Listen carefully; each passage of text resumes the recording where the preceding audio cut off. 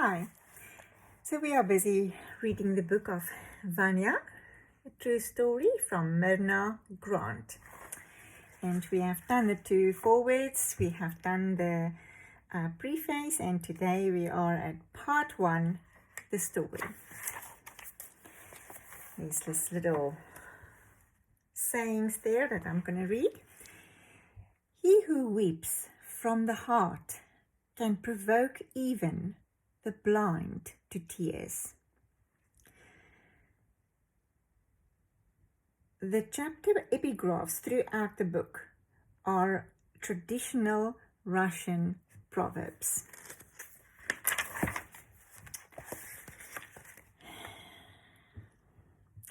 Johanna Konstantinova didn't want it to be time for the coffin to arrive.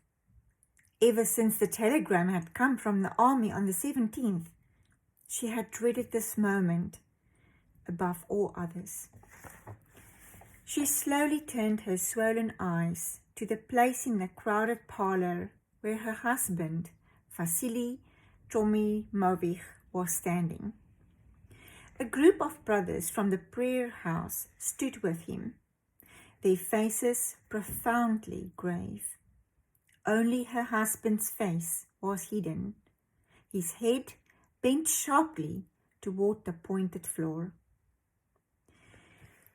But the moment was here.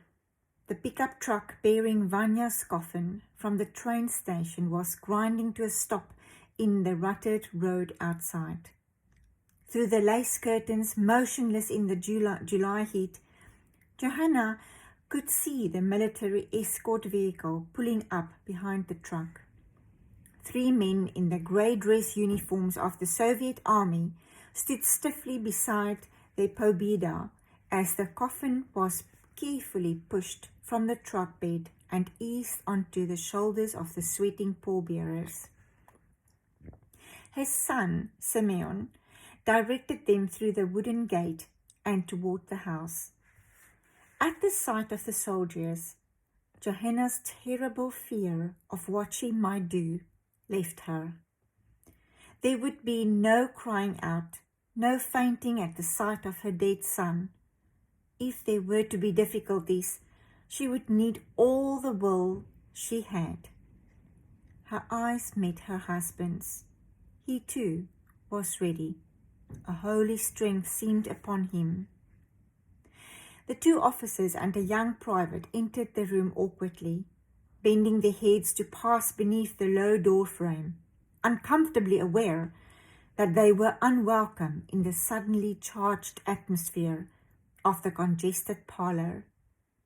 The village people pulled away from them, making a small path through the crowd that ended before the person of Vasily Tromimovich. The coffin advanced, held aloft by 4 of the young people who had been Vanya's friends. Johanna was shocked at its huge size and the expensive gleam of the metal.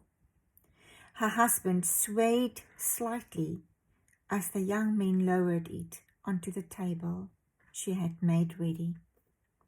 Most of the women in the room wore their dark bashukas, pulled low over their foreheads. A few now began to weep, hiding their faces behind white handkerchiefs so that their heads were completely covered with cloth.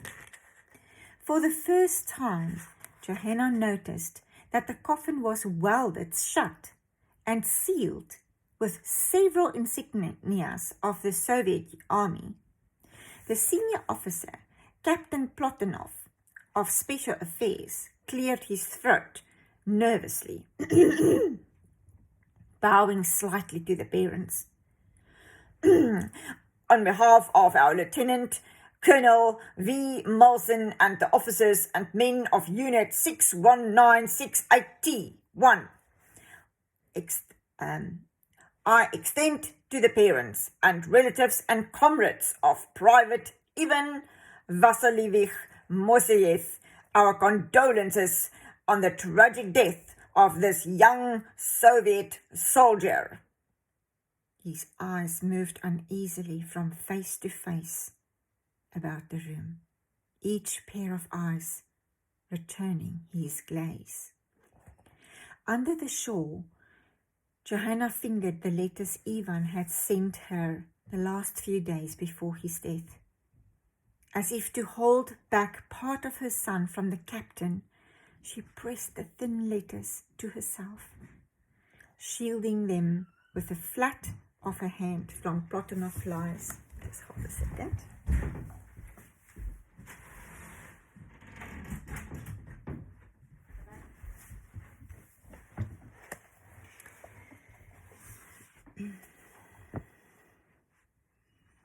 Just get my place. Sorry.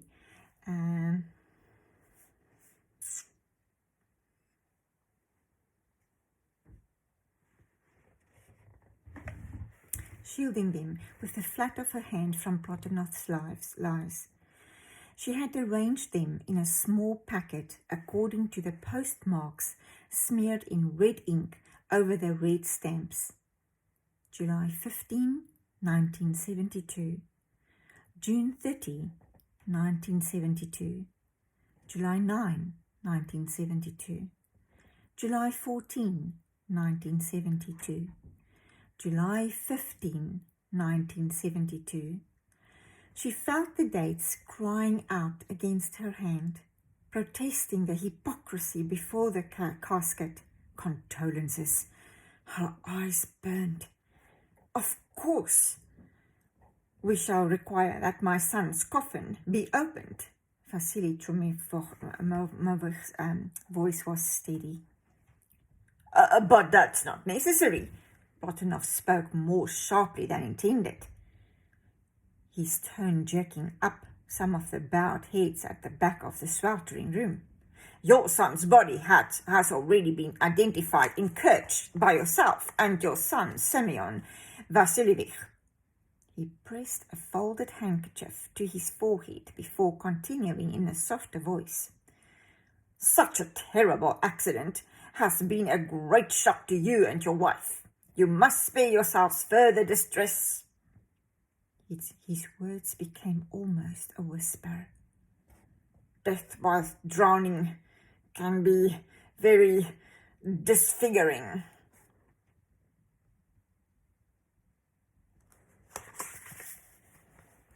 With her free hand, Johanna pushed to her husband's side. Comrade Officer Platonov, as Ivan's mother, I insist that the coffin be opened. I wish to see my son, and we desired him to be buried in civilian clothes. That is our right. A crowbar was pushed through the crowd and handed to Vasily. Platonov bent in a whispered conversation with his two companions. After a moment, Vasily fitted the crowbar stip into the space under the top of the coffin. The special officer, with a motion of his hand, detained him. I regret, Comrade Moseev, that another duty calls us away immediately. What you are determined to do is very foolish. With a glance at Simeon, standing beside his father, the three men made their way through the crowd and disappeared. Again, Vasily raised the crowbar to the top of the casket and pushed down. At the same instant that the coffin creaked, so many things occurred at once that Johanna stood gaping, unable to make out what was happening. Like a madman, Simeon hurled himself onto the coffin, flinging his arms over the top. His voice strangled protest. Papa, no, Papa, don't open it. The crowbar crashed to the floor. Vasily tried to push his eldest son out of the way. People were crowding forward to see what was causing the disturbance. What's going on? Simeon was, what's going on? No, Simeon is fighting his father. Not fighting. He won't let him open the coffin. Who's fighting? I can't see. What a shameful thing. His own brother! Two of the pastors, their thin shirts wet under the heavy black suits, moved quickly towards Simeon, each to pull an arm and successfully drag him away from the coffin.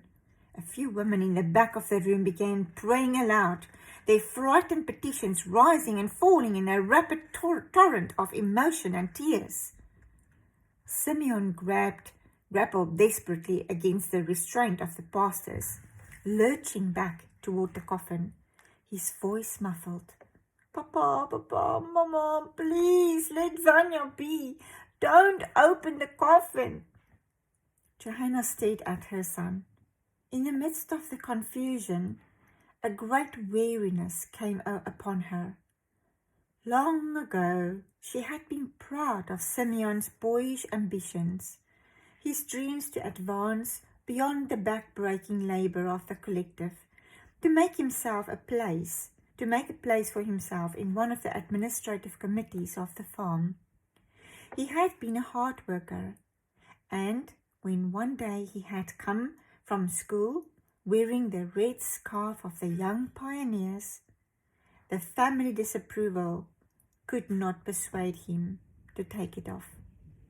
He had become the Moseyev to be reckoned with, full of self-assurance, confident of his future. Now, seeing the frenzy of fear that reduced Simeon to begging like a terrified child, she looked away. All the wonderful advantages of the Komsomol had brought him to this.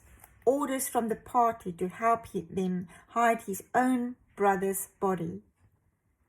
The pastors were pushing Simeon through the crowd, outside into the tiny garden of cabbages and roses that lay unattended.